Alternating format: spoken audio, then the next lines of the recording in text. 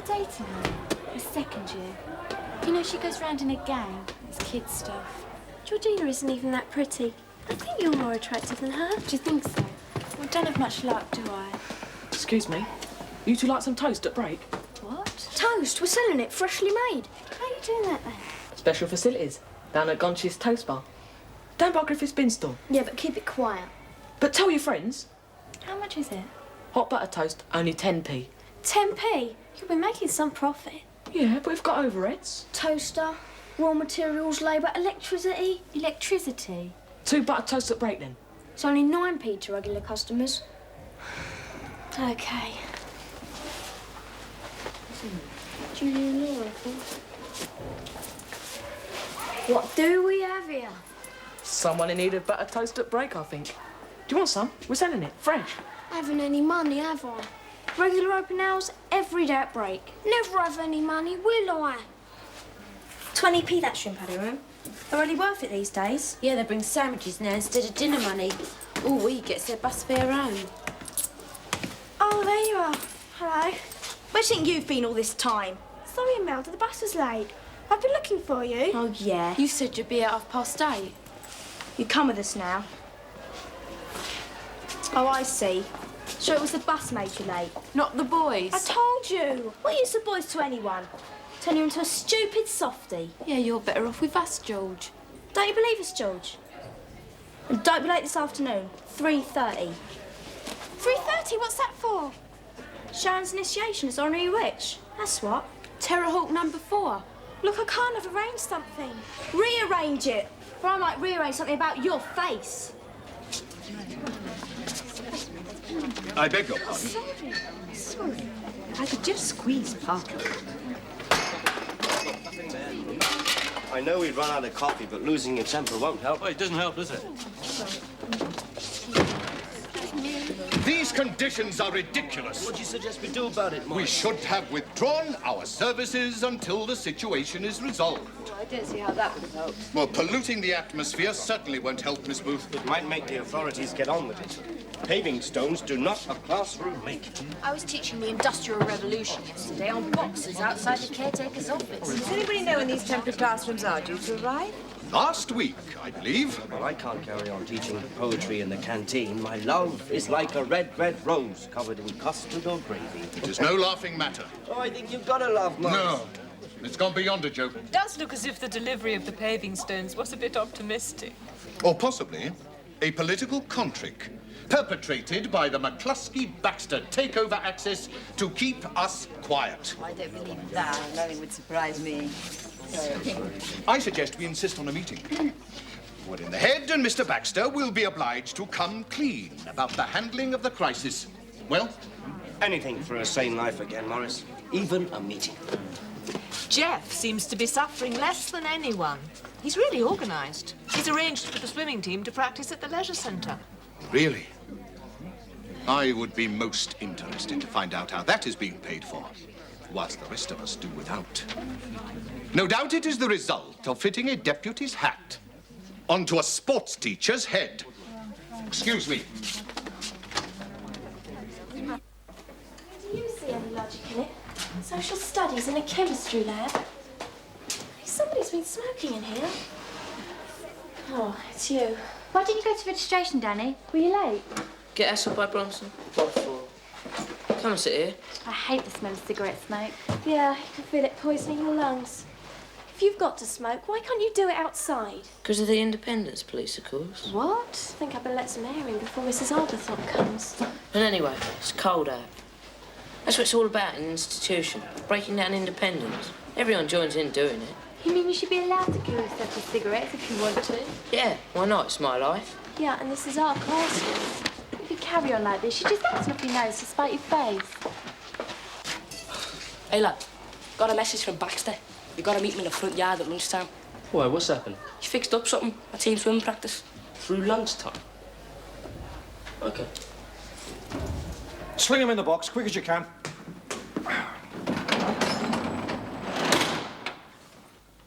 Right then, Morris. What's the problem? Is it important? A minor matter to you, perhaps. Yeah, well, come on. I've got a football team waiting. And a swimming team, I hear. Taking over the leisure centre. A costly venue, isn't it? Yeah, well, the team's only just started. It needs building up fast if we're going to stay in for the Borough Cup. Yes, it must have been rather an embarrassment for you, suffering such a defeat at the first fixture. Well, it's only to be expected, first time out. So, you are making sure of future glory, hmm? At all costs. What do you mean? I mean, Mr. Baxter, that it seems clear you must be finding the position of deputy head rather convenient when it comes to funding sports activities. Now, you listen to me, Morris. Let's get the record straight, shall we? First, the Leisure Centre. I happen to have a mate who is chairman of the local authorities, Resources and Policy Committee. So the Leisure Centre comes for free. Yeah, and before you ask, all the team's bus fares are paid for by me, personally, out of my own pocket. Satisfied? Go on, get that box outside. Well, get on with it. I think he'd make some sort of effort just to get along with people. You mean Danny? Not him. He gets on my nerves. That's it. He'll go on irritating people. Oh, he's got a chip on his shoulder. Hates authority. Well, I can understand that all right. Hello, East. Hi. Hi. What are you talking about? Danny Kendall. Oh, him. He came to my party and never even spoke to me. Even when he needed a dance partner. Never said thanks or anything. Just disappeared at the end. That's Kendall all over. Is that an English essay? Yeah, last week's. Sorry, you know, at the party. I don't know what happened. I must have been blotto. You mean you don't remember anything? No. Well, it's just as well. What do you mean? Where are they selling that toast? I've just got time. It's outside around the corner. 10p a slice. What did she mean? What did I do? You never said. She's got you really worried now, hasn't she? But don't worry, you didn't dance on the table or anything like that. Here's your dad been all right since the party. No, same as usual. Why can't Mum stand up for me? Back me up sometimes. She knows it's not fair that I can't go anywhere or have any fun. Bossy authoritarian. I could really hate him. Oh, you better watch out. You could turn into another Danny Kendall. Yes, things have reached a pretty pass, I'm afraid. Some staff members are even talking of withdrawing their services. They're beginning to feel that the delivery of a few paving stones in view of the non-arrival of the buildings themselves was made to keep them quiet. I see. Well, I'm sure you've done your best to correct these staff members. Oh, of course. But the fact remains they do need your reassurance. They need a meeting to air grievances and clarify the situation. I suppose that might be helpful. It would have to be today. 3:45 in the staff room. A brief meeting. I'll answer questions. Thank you, Mrs. McCluskey. I myself have a question. Good. You'll be able to ask it at the meeting. Now, if you'll excuse me. Of course. Thank you. I will inform the staff.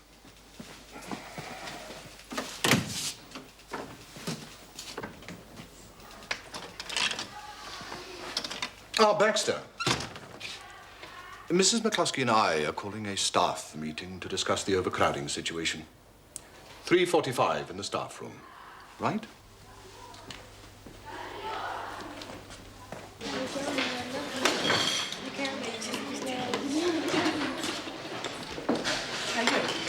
What?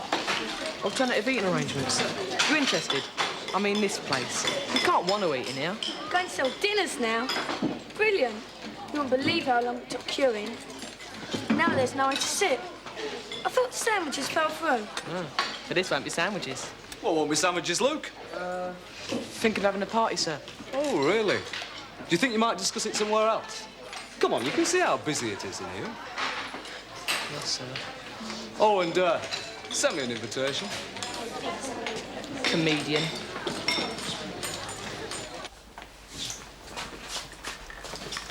Good work, team. Well, better anyway. Same time on Thursday, right? Come on, hurry up. Don't be any later than you have to be. Hey, got me. Tally's on. Georgina, Been waiting ages. what's happened? Look, I won't be able to make it at 3:30. Sorry. Oh, let's meet later then. I'm not sure. Something's wrong. What is it? It's Imelda. You don't know what she's like. I can guess. What's happened now? She hates you.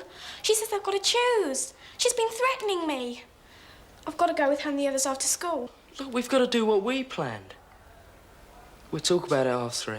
If I don't go, I'll get beaten up. I won't let them. Look, I've got to go now. After school by the gate. OK? OK. All right, I'll be there. Georgina, don't worry.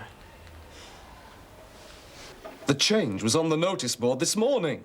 It was perfectly clear. I have only your word for that. I could not get near the notice board. But we are in the middle of a French lesson here, and here we stay. I have a class lined up in this corridor.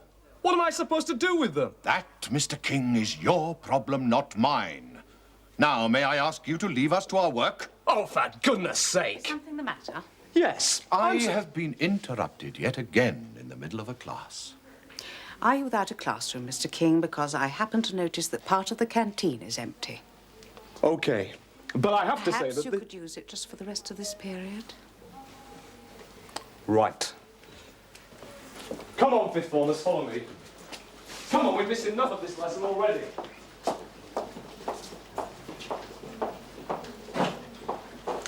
Situations like these require maturity, cooperation, and patience. Wouldn't you say, Mr. Bronson?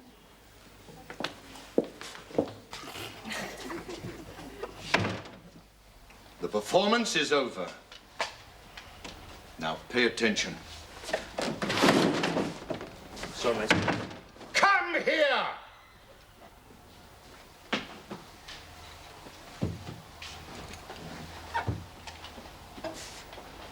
You are 7 minutes late. What is the excuse this time? Wasn't my fault, sir. I am exceptionally weary of this deliberate provocation, Jones. If it was not your fault, then whose fault was it? Well, answer me, boy. Have you lost your tongue, or are you, as I suspect, quite stupid? I know you won't believe this again, sir, but Mr. Baxter... Ah, Mr. Baxter! That explains everything. Every time you are late, it is Mr. Baxter's fault. Why? I don't know, sir. We had a swimming practice. I had to go. A swimming practice? And why was I not informed you would be late for French? I don't know, sir. Why did Mr. Baxter tell you? Why pick on me? Perhaps because of your perennial lateness, rudeness, and inattentiveness. And because you are always blaming Mr. Baxter.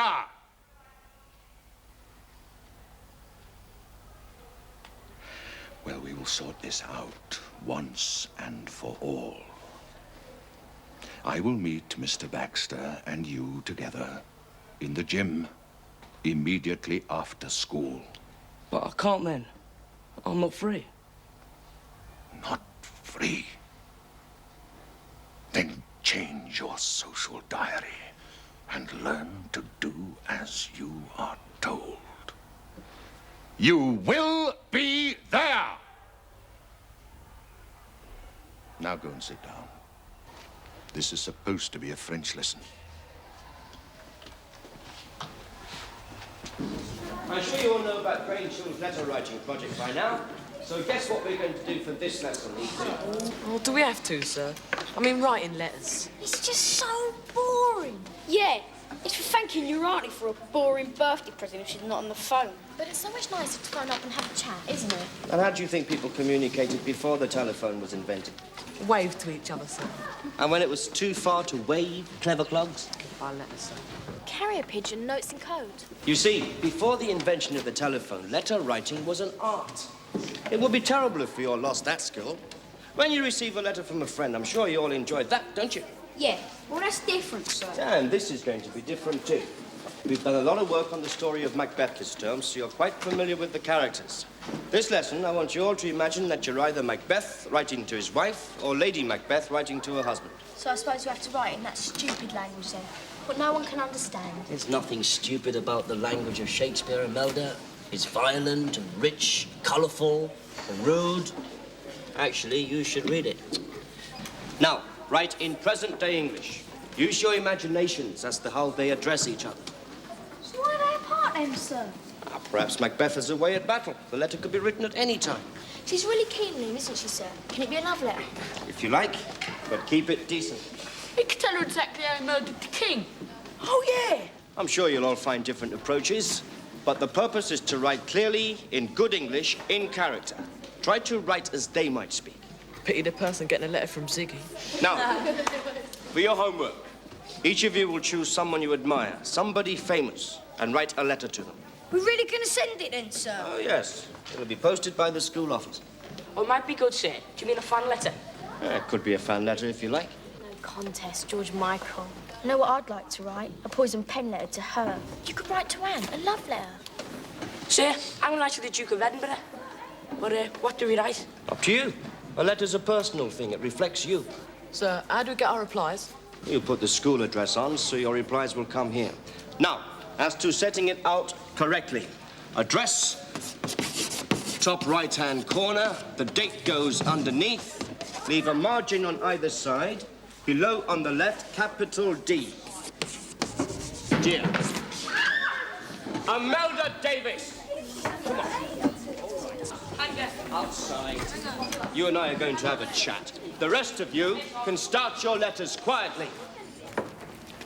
So what's wrong? What have I done? Me and you really don't know. You went running straight to Imelda for what I said. What are you talking about? You told Imelda I hated her. But she forced it out of me. Honest, I wouldn't have said nothing. I thought we were friends. Look, I'm sorry, George. I never meant to say it. You know what Imelda's like. Yeah, I do. You've got me writing it now. Come on. Get warmed up. You forward, start some shooting practice. I said I'm sorry. Oh, you lot But you know crawl it wasn't that. my Come fault. on, run. But we've been friends since before she came along. Just don't say anything about me again, right? Yeah, okay. Come on, we haven't got all day.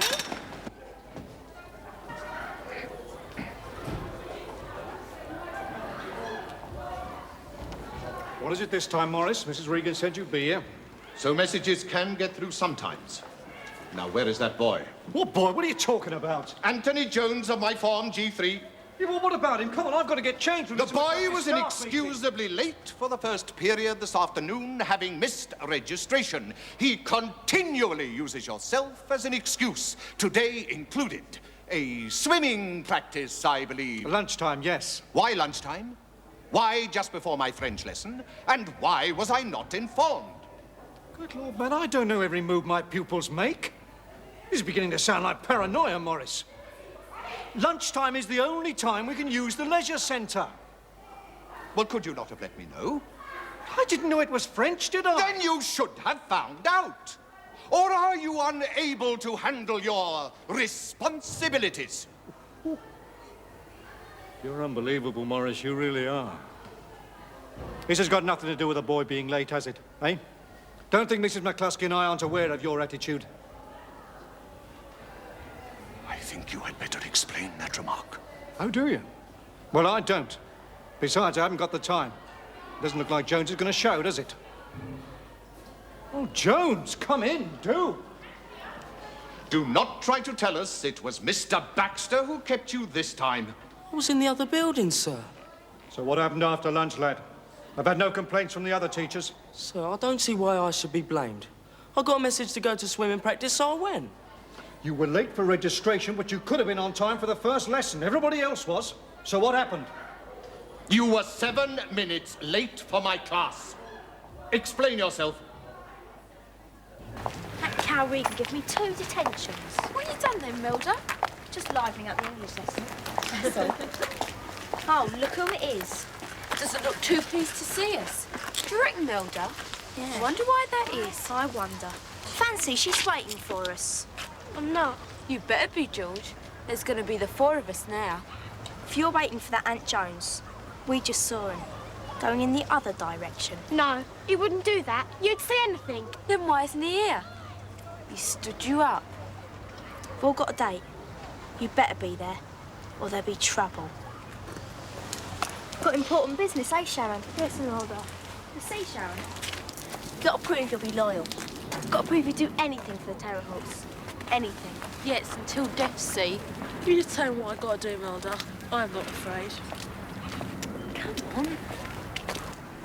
If you talked to each other, there wouldn't have been any problem. Come off it, Jones. Why were you late? Chatting up some girl, were you? Do you still deny it was your fault, Jones? And do you deny you have attempted to manipulate and mislead us both? I would have been late anyway. You lied to me, boy. I shall take note of it.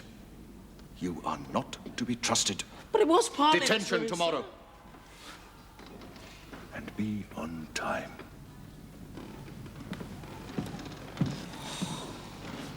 Don't drag me into all your problems, son. This time he's right.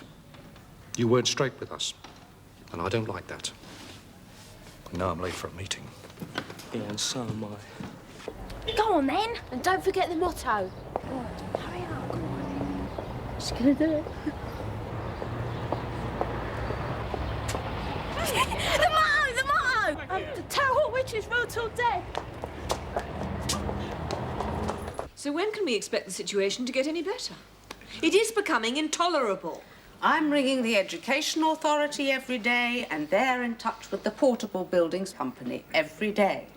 As I've explained, they have been suddenly short of available buildings. So does that mean this could go on indefinitely? No. As I've said, we've been promised the first portable buildings for Tuesday of next week. With all respect, how many promises have already been made and broken? The children have no gym facilities at all, and that's no joke, particularly at this time of year. How am I expected to teach with an art room full of library books and kids coming in to borrow them all the time? The academic subjects are faring no better, I assure you. With the constant interruptions and relocations. And it's no use simply posting changes of location on the notice board. No one reads the notice board. Anyone else? Miss Partridge has been without any lesson room for my form's history. Where is she? Oh, she sent her apologies, something about her mother being sick. Well, really? This meeting was called at very short notice. It was inconvenient for me, too. That's what all this is about, isn't it? Inconvenience. Individual inconvenience. Whatever happened to the team spirit? Thank you, Jeff. This is a testing time for the school with administrative changes to absorb and severe shortage of accommodation. And while I sympathise with your problems, I really must ask you all to dwell less on individual difficulties. The school will carry on, the buildings will arrive. Yes, but when? And in the meantime, may I ask you all to show as much patience as is humanly possible. This need not be a time of acrimony and accusation. How we emerge from this crisis when the situation does begin to ease next week will depend very much on all of you.